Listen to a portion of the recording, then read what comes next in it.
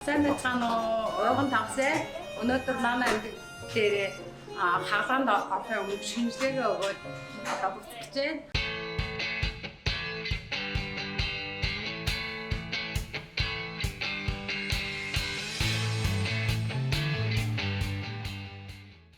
Сайн байцгаана уу? Ойгон тавсаа. Өнөөдөр манай амьд дээр гол сайхны хаалганд орох гэж байна. Юуг хэлэх вэ гэхээр хацрын хөвхийг сороолуулна. Тэгээд таталт хийлгэн. Тэгээд давхраа. Ийм хаалгаа хийлгэх гэдэг өнөөдөр ирсэн байна. Жохон ингээ хацар маань унжилттай, жохон гэж унжилттай.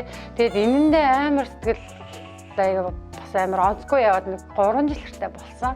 Тэгээ 3 жилийн өмнөөс л ер нь судалсан айл эмнэлэгт хийлгэхгүй, хаана хийлгэхгүй гэдээ маш олон гол сайхны эмчиг хэмжээнд судалгаа хийж байгаа. Тэгээд нөгөө нана эмнэлгийн адилаар хамгийн анх бол Facebook дээрээс олж харсан. Тэгээд ямар эмнэлэг байд юм бол яа юм бол тэгээд хүмүүсийн сэтгэл мэтгэлийг харж чад энэ эмнэлэг миний хайгаадсан эмнэлэг яг мөн байна гэх. Тэгээд нана эмнэлэгтэй холбогдсон. Миний бүр хамгийн санаа зовж байгаа хэсэг болохоор яг л миний хацрын хэсэг.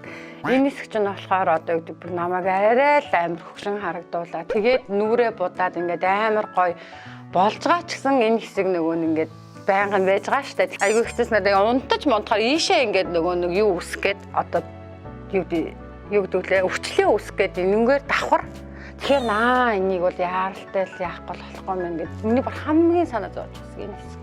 Юу давхраагаа том болгоод тэгээд яг нүрний энэ өөхөө ахуулаад татуулчих юм бол энэ одоо ингээд дөрвөлжин харагдаад байгаа хгүй юу. Тэгээд заавал нөгөө тэрийг байхгүй болгох юм бол болж байна да. Ер нь бол би хаалгааны дараа 20 настай ууган тогс дээр л ачмаар байна да.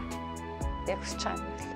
Найзууд бол бүгдээрээ өөстө гоё болох гэж байгаа юм байна. За чи тэр эмнэлгээсээ харин асуучаарай. Найз нь ийм юм янзлуулах гэдэг шүү. Хэд болно гэж асуугаарай гэдэг ч юм уу. Бүгдээрээ амар гоё тэмцсэн.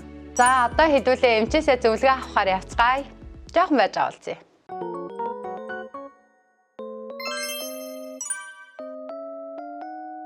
오간 터거스님은 눈이 약간 이제 다친 눈이라 가지고 사실 크게 잡아도 그렇게 큰 느낌이 나진 않을 거예요. 아웃라인은 지금도 아웃라인이에요. 그때도 설명했지만 그래서 지금에서 처진 느낌을 조금 없어져 보이게 앞볼이 굉장히 처지고 턱 라인이 무너져 있는 타입이라 볼을 볼록하게 튀어나와 있는 걸 줄여주고 턱 라인을 올려주는 쪽으로 개선을 할 거고요. 전반적으로 올려주더라도 치아 구조가 많이 뒤로 들어가 있는 편이라 그게 조금 나와 보이게 지방 이식도 같이 곁들여서 할 겁니다.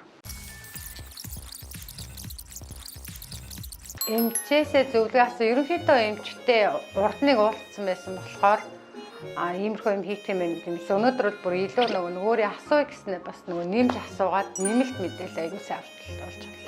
Тэгэд Монгол зөвлөх охин маань амар сайн тайлбарлаж өгд юм байна. Ер нь бол тэрнийгээ дагуу маш сайн хийнэ гэж бодож байна.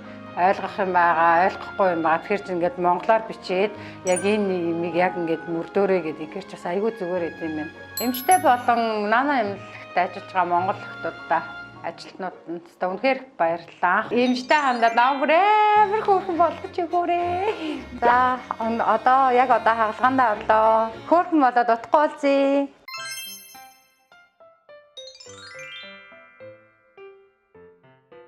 네, 한번 봅시다. 네.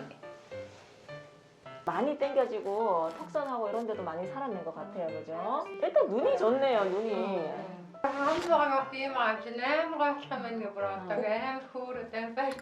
지금도 괜찮은데요. 먹만 없으면 괜찮을 것 같아요. 네. 고생하셨습니다. 네. Сайн байна уу? Тогсоо байна. Өнөөдөр нана эмнэлэг дээрээ ирээд 7 дахь өдрөө хаалгаа хийлгээд 7 дахь өдрийн дараа ирчээд оёдлоо ахуулаад сууж байна. Оёдлоо ахуулчаад өнгөрсөн 7 хоногийн хувьд болохоор өвчин зүйлрээсөө нэг ч байгаагүй. Анх нэг хаалгаа хийлгэсэн амар өвтөн дахта яанда гэсэн тийм нэг айцууд амирх байсан. Тэгээд хизээ өвтгий болоо гэж баг бодоод хүлээсэн штэ. Өөтөлд нь бүр огт байгаагүй. Хаалгаанд орохын өмнө зөвлөгөө өгсөнлөө өгтөө хэлсэн ингээд нөгөө цутан голтуу тиймэрхүү шүл идвэл ерөн зүгээрээ гэд яг тэр нөгөө бүх зөвлөгөөг дагаад байжсэн болохоор одоо үед учиргүй тийм асуудлууд огт үүсэхгүй шүү. Жуус ууж хулууны шүүс өгөл амар их ууж байгаа. Тэгээд дээр нь өдөрт 30 минут 40 минут тогтмол алхаж байгаа. За ингээд нэг сарын дараа уулзцгаая. Баяртай.